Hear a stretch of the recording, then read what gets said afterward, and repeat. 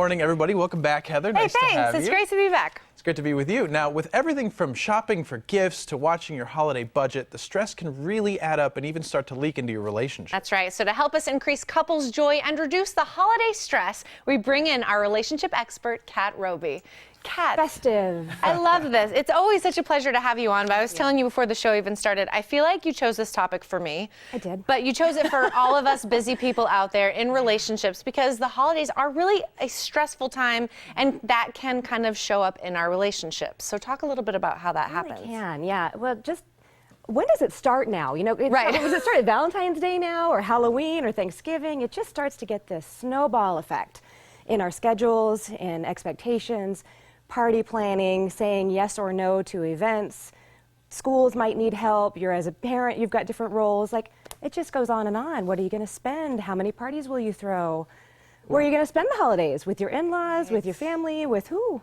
Well, and you said a key word that I've found in my family and in my interactions is expectations. Yeah. You know, people go into something thinking that it's going to be an entirely different situation than they go into, or maybe it is really good, but for some reason they just feel like let down somehow, and it causes a lot of tension, it seems. Yeah. So how can people sort of manage their own expectations and overcome that?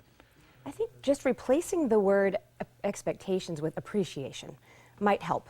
You know, getting you into the actual moment versus what you hoped the moment would have been or what the holiday should have looked like. Should is a big part here, right? We should do this, or it shouldn't look this way, or what will they think if we don't do X, Y, Z? Fill in all the blanks.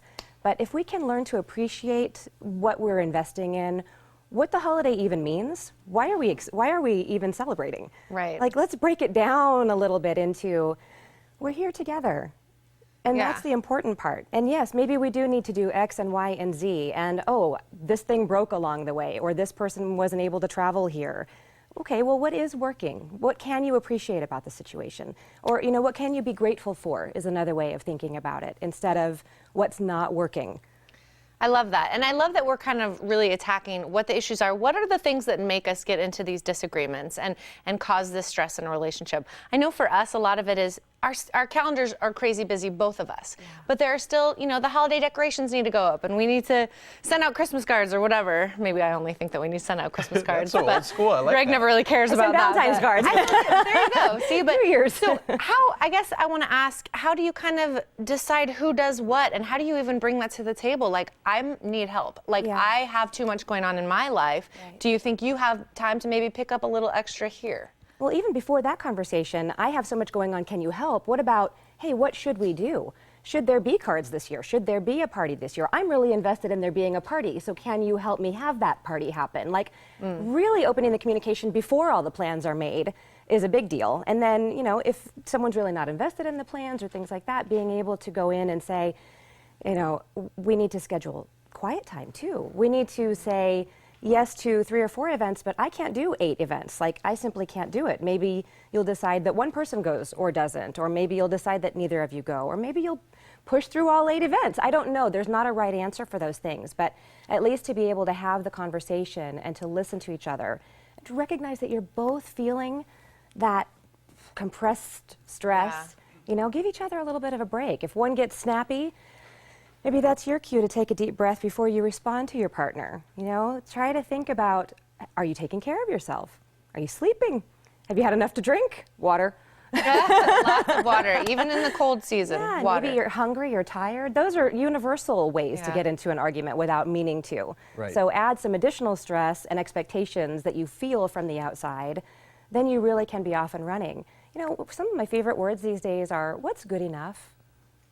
Good enough. Can we just have a smaller party? Can we have maybe one less item on the buffet? Can we send a few less Christmas cards? Or whatever that looks like. What can be enough? So that you're asking yourself, instead of, wow, what am I going to do? Like, what can I do? Right. What do I want to do? Well, yes, and I think the idea of enough has changed drastically. I mean, our culture is so fast-paced now, even more than ever, and people have, you know, all of this hustle and bustle, and they see someone else, like keeping up with the Jones, as they say. But how can we really reevaluate, to be thankful, like you said, to appreciate, to go back to basics? How can people sort of start that process? Make that time, even if it's sipping some cocoa together, or you know, turning on the holiday music, or saying, hey, I'm really thankful that you emptied the garbage can this morning. Thank you. Like, you can take everyday moments and bring them into your thankful pot, you know. Basic And the more, communication. yeah, the more you say thank you, by the way, the better you as the person saying it feels. Tip for everybody. Really? Yeah, the more you appreciate other people, the better you actually feel. So you might fall into the trap of, well, they don't deserve me to say thank you because they never do it, or they don't do it consistently, or this or that. But just the action of saying, hey, thanks for making the bed. I really appreciate that. It's no different than volunteering for a good cause. I mean, you're helping a lot Right. of people, but you're also really helping yourself and your soul. Yeah.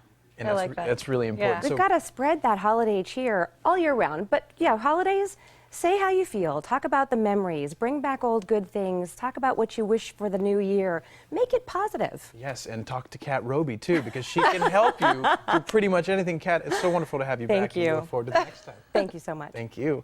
And again, for more relationship advice, just call Kat at 906-3392 or go online to robeycounseling.com.